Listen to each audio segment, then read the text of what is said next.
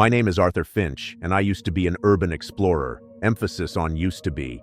It was a thrill, you know, peeling back the layers of forgotten places, feeling the history seep out of the decaying walls. Blackwood Pines Sanatorium had been on my list for years, shut down in the late 70s after a string of incidents. The kind the papers barely touched, but the locals whispered about for decades. Patient disappearances, staff members quitting overnight, claiming the place was driving them mad. Standard asylum fare, or so I thought. The main building was a Gothic monstrosity, perched on a hill overlooking a perpetually gray town. Even in broad daylight, it cast a shadow that felt colder than it should. I went in, as I always did, with my camera, flashlight, and a healthy dose of skepticism mixed with adrenaline. The air inside was thick, metallic, like old blood and stale medication. Dust motes danced in the weak beams of my flashlight, the only things that seemed alive in that place. I explored the usual spots, the communal day rooms with their peeling, sickly green paint, the hydrotherapy rooms with their rusting, archaic tubs, the rows upon rows of empty patient rooms, each one a tiny box of forgotten suffering. But it was in the basement, in what I later learned was the long-term isolation wing, that I found something that changed things for me. One cell, right at the end of a damp, narrow corridor, was different. The heavy steel door was ajar, which was unusual. Most were either rusted shut or bolted from the outside. Inside, the single-barred window was so grimy it let in almost no light. The room was bare, except for the walls and the drawings. The walls were covered, floor to ceiling, in crude charcoal sketches. Hundreds of them, but they weren't random scribbles. They were all iterations of the same thing. A door, a simple, rectangular door, sometimes with a handle, sometimes without. Sometimes it was ajar, revealing only impenetrable blackness. Sometimes it was firmly closed. Each one was drawn with an unnerving intensity. The charcoal pressed so hard it had scored the concrete beneath the flaking paint. In the center of the far wall, directly opposite the cell entrance, was the largest drawing. This door was different. It was more detailed, more deliberate. It had a small circular window and a knocker shaped like a bird's skull. And it looked almost real, as if you could reach out and touch the grain of the wood, feel the cold metal of the knocker. I spent a long time in that cell, photographing the drawings. There was an oppressive feeling in there, a sense of concentrated despair that was palpable. I found a name scratched into the floor beneath the cot frame. Elias Thorne. Back home, I started digging. Elias Thorne. He'd been a patient at Blackwood Pines from 1953 until his disappearance in 1971. The official record said he'd simply vanished from his locked cell. No signs of forced entry, no trace, just gone. The staff at the time, according to the sparse notes I could find, were baffled and terrified. They said Elias had become obsessed with drawing, specifically drawing a door. He'd claimed it was a way out, not just out of the asylum, but out of everything. The more I looked at the photos of his drawings, the more unsettled I became. There was a progression to them. The early ones were rough, almost childlike, but as they covered the walls, they became more refined, more focused. The door on the far wall, the masterpiece, was the culmination of years of this singular obsession. A week later, I couldn't shake the feeling that cell was pulling me back. It sounds crazy, I know, but it was like an itch I couldn't scratch. I told myself I needed better pictures, that I'd missed some detail. So, I went back to Blackwood Pines. This time, I went straight to Elias Thorne's cell. The air was even colder, the silence more profound. I stepped inside, flashlight beam cutting through the gloom, and that's when I noticed it. The large drawing of the door on the far wall, it looked different.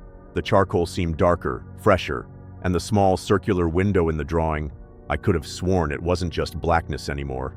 It looked like there was something faint, something moving on the other side. I leaned closer, heart hammering against my ribs. My breath misted in the frigid air. The window in the drawing seemed to shimmer. It wasn't a drawing anymore.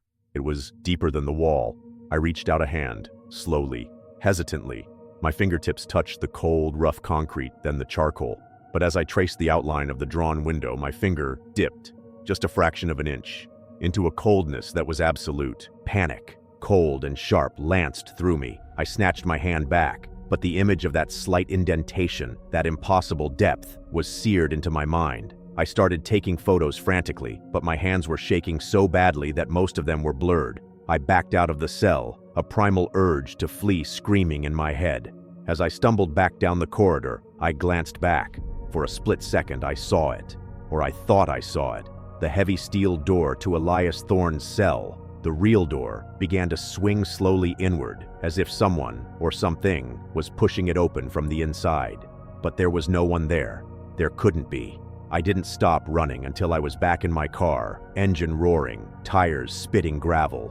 The photos I'd taken that second time were mostly useless, as I said, but one, just one, was clear enough. It was a close-up of the large door drawing, and in the small circular window, faintly visible, was a shape. It took me hours of staring at it, zooming in, adjusting the contrast, before I could make it out. It was a face, pale, emaciated, with eyes that were too wide, too dark. The face of Elias Thorne, looking out, not from a drawing, but from somewhere behind the wall. I never went back to Blackwood Pines. I tried to forget about Elias Thorne and his impossible door. But sometimes, late at night, when the house is quiet, I'll see it out of the corner of my eye. A faint outline on my bedroom wall, a simple, rectangular door, and I can't help but wonder, what happens if one day it's no longer just a drawing? What happens if Elias finally manages to open his door from the other side? And what if he's not looking for a way out anymore, but a way in? That cell, I'm convinced, wasn't just a room.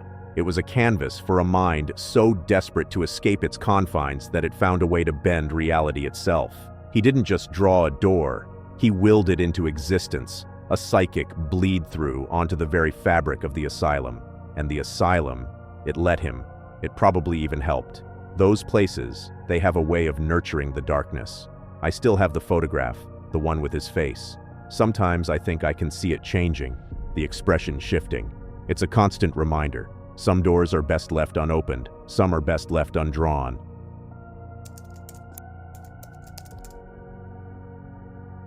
My grandmother, bless her soul, was a nurse.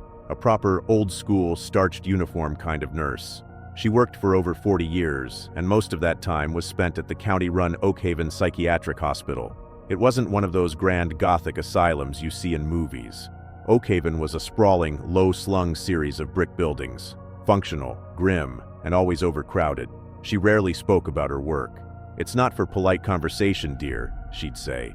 But after she passed, I found her journals.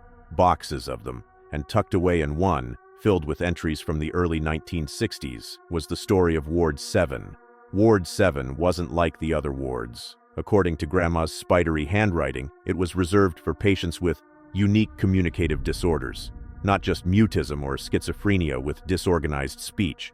These were patients whose very patterns of communication had become, for lack of a better term, contagious. She called it the whispering sickness. It started, she wrote, with a patient named Agnes. Agnes was admitted with what they initially thought was a severe form of echolalia.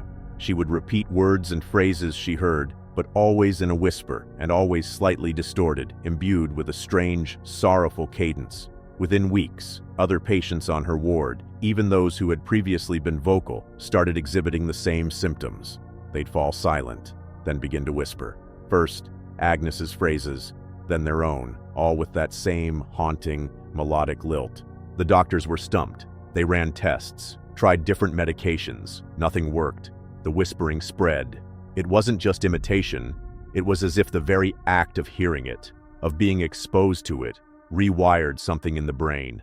Grandma described the sound of the ward as a constant, sibilant chorus, a sea of hushed voices, rising and falling. It was, she wrote, like listening to the tide pull secrets from the shore. Then, the whispers began to change. They weren't just repeating phrases anymore. They started to converge.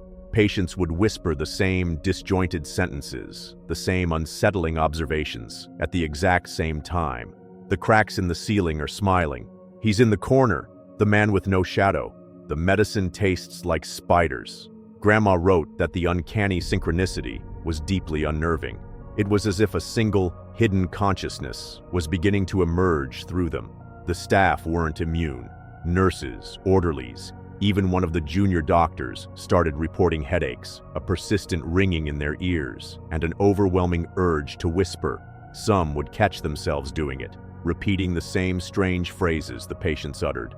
One nurse, a friend of my grandmother's named Martha, became particularly affected.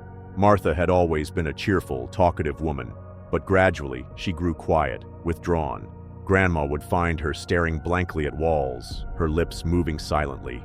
Then the whisper started, soft at first, then more insistent. She'd whisper about the pattern in the static and the song beneath the floorboards. Grandma described one incident in chilling detail. She was on night duty in Ward 7. The only sounds were the usual hum of the hospital and the soft, collective whispering from the patient rooms. She was at the nurse's station, trying to concentrate on paperwork, when she felt it. A sudden, intense pressure in her ears, followed by an almost irresistible compulsion to whisper a specific phrase. "The moon is watching through the glass." She bit her lip until it bled, fighting the urge. And then, from every room in Ward 7, she heard it. A chorus of whispers, perfectly synchronized. "The moon is watching through the glass." Even Martha, who was supposed to be on a break, was found standing in the hallway, her eyes wide and unfocused, whispering the same sentence over and over. The hospital administration, fearing a mass hysteria event or some unknown pathogen, finally took action. Ward 7 was quarantined. Patients were isolated, staff reassigned, or, in some cases, quietly let go. Martha was admitted as a patient herself. Grandma, though deeply disturbed, managed to avoid the worst of it, perhaps due to her own strong will, or maybe just luck. She requested a transfer and was moved to a different part of the hospital, but she never forgot Ward 7. In her journal, she speculated about what the whispering sickness truly was. Was it a psychological phenomenon, a folie à plusieurs on an unprecedented scale, or was it something else? She noted that the original patient, Agnes, had been found wandering near an old, decommissioned radio tower on the outskirts of town before her admission. Agnes had claimed she was listening to the air. Grandma wrote about the last time she saw Martha. Martha was in an isolation room, no longer whispering. She was completely silent, her eyes fixed on something unseen. But as Grandma was leaving, Martha turned her head, just slightly. Her lips didn't move, but Grandma heard it clear as day, a whisper directly in her mind. "It's so much louder in here." Ward 7 was eventually shut down permanently. The official reason given was structural deficiencies, but Grandma believed it was because they could never truly get rid of the whispers. She said that sometimes, when she walked past the sealed-off corridor that led to Ward 7, she could still hear them, faint, like wind through leaves. But there, a collective voice, still whispering its secrets into the empty rooms. Reading her journals, I felt a chill that had nothing to do with the age of the paper. It was the idea of it, a sickness that spread not through germs, but through sound, through shared delusion, or perhaps through something that Oakhaven had unwittingly tuned into, a frequency of madness. I tried to find official records of the Ward 7 quarantine, or the whispering sickness. Nothing. It was as if it had been scrubbed from history. But Grandma's words were there, a testament to the chilling reality she'd experienced. She wrote that the worst part wasn't the fear of catching it herself, but the dawning realization that the whispers weren't just random. They seemed to be learning, evolving. What if they had achieved some kind of sentience? A disembodied consciousness born from the fractured minds in that ward. What if it was still there, dormant, in the bricks and mortar of Oakhaven, waiting for someone to listen again? I visited the site of Oakhaven once. Most of it has been demolished, replaced by a bland business park, but a small, derelict section of the old hospital still stands, fenced off, windows boarded. I stood by the fence for a long time, just listening. Mostly, it was just the wind, the distant traffic.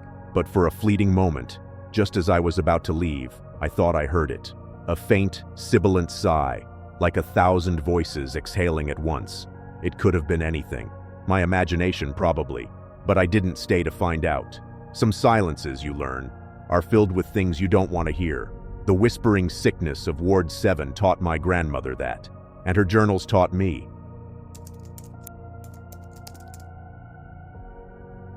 This one hits closer to home, not because it happened to a relative, or because I read it in some forgotten file. It's because For a brief and terrifying period of my life, I was a part of it. Not as an explorer or a researcher, but as a patient.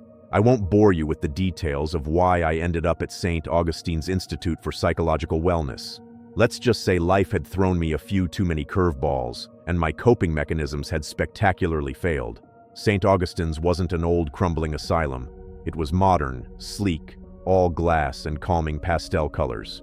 It prided itself on cutting-edge treatments. I was there voluntarily, hoping to piece myself back together. I was assigned to room 312.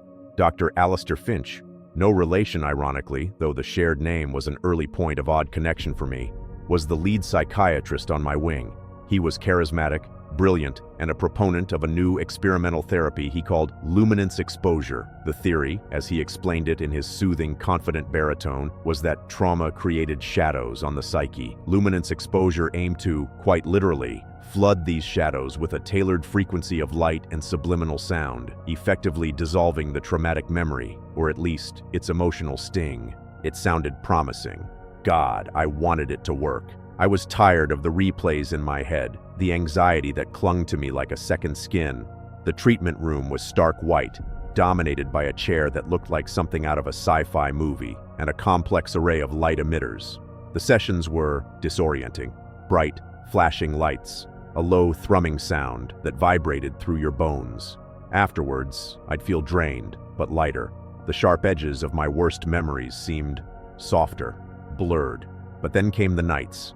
That's when I started noticing him. Or it, the shadow in room 312. At first, it was just a deepening of the natural shadows in the room when the lights were out. A patch of darkness in the corner, by the window, that seemed a little too dense, a little too still. I dismissed it as my eyes playing tricks on me, a side effect of the luminance exposure. But night after night, it grew more defined. It took on a vaguely human shape, tall, slender, but with proportions that were subtly wrong. The arms were too long, the head too small, and it didn't move. It just was, watching. I tried to tell my assigned nurse, a kind but harried woman named Sarah. She smiled sympathetically, jotted something down in my file, and suggested it was probably just a lingering effect of the therapy, or perhaps my own anxieties manifesting. "Your mind is recalibrating, Mr. Davies," she'd said. "It's common to experience some perceptual distortions." But the shadow wasn't a distortion. It was real. I knew it. It had a presence. A coldness emanated from that corner of the room, a palpable sense of emptiness. It wasn't actively malevolent, not at first. It just observed. And the more luminance exposure sessions I had, the clearer the shadow became. It was as if, by erasing my own traumatic shadows, Dr. Finch was inadvertently creating a space, a void, for something else to seep in. I started to notice things about the other patients on my wing who were undergoing the same therapy. They became muted. Their smiles didn't quite reach their eyes. Their laughter sounded hollow. One woman, Eleanor, who used to paint vibrant, chaotic canvases, started painting only in shades of gray, her new works depicting empty rooms and indistinct, fading figures. When I tried to talk to her about it, about the shadow, her eyes unfocused for a moment, and she just whispered, "It takes the color away."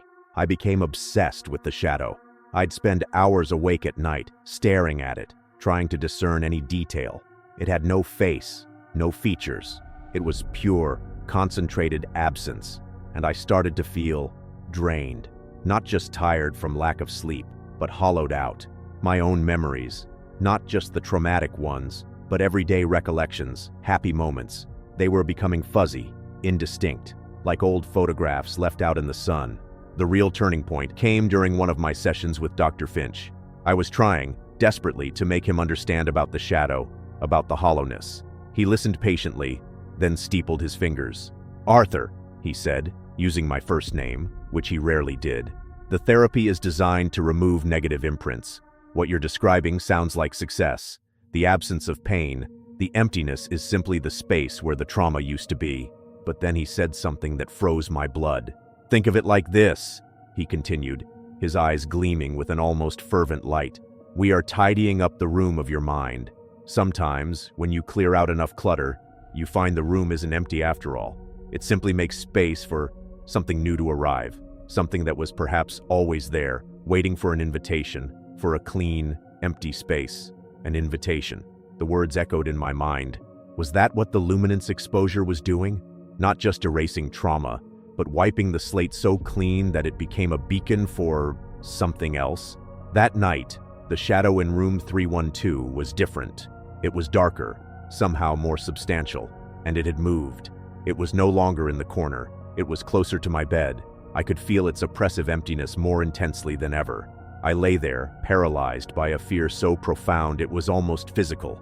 And then, I saw it. A flicker, not within the shadow itself, but on its surface, like a heat haze or a ripple. And for a terrifying, infinitesimal moment, I thought I saw a face within the blackness. Not my own, but a distorted, almost mocking reflection of my own fear. That was my breaking point. I knew, with a certainty that transcended logic, that if I stayed for one more session, if I let that shadow get any closer, I wouldn't just lose my trauma. I'd lose myself. Whatever was being invited in, I didn't want to meet it. The next morning, I discharged myself against medical advice. Dr. Finch was not pleased. He spoke of relapse, of unfinished processes. But I didn't care. I packed my meager belongings, my hands shaking, and walked out of St. Augustine's. I didn't look back.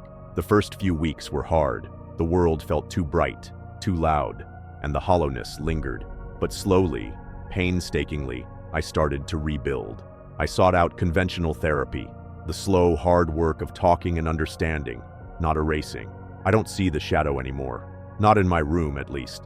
But sometimes, when I'm very tired or stressed, I'll catch a glimpse of that too dense darkness out of the corner of my eye. A fleeting impression, and I know it's still out there. Or perhaps a part of it is still in there, in the clean, empty spaces Dr. Finch so diligently created in the minds of his patients. I heard St. Augustine's shut down its luminance exposure program a couple of years after I left. Inconclusive results, the official statement said. But I sometimes wonder about the other patients, about Eleanor and her gray paintings, about the ones who stayed, who completed the therapy. What new things arrived to fill their tidied-up minds? What occupies those empty rooms now? The scariest thing about mental asylums isn't always the ghosts of the past. Sometimes it's the terrifying, uncharted territories of the mind itself and the well-intentioned but ultimately horrifying paths we take to try and map them.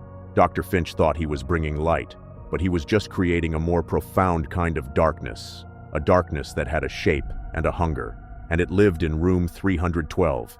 It might still be there, waiting for the next occupant, waiting for the next invitation, waiting for the next empty space to fill.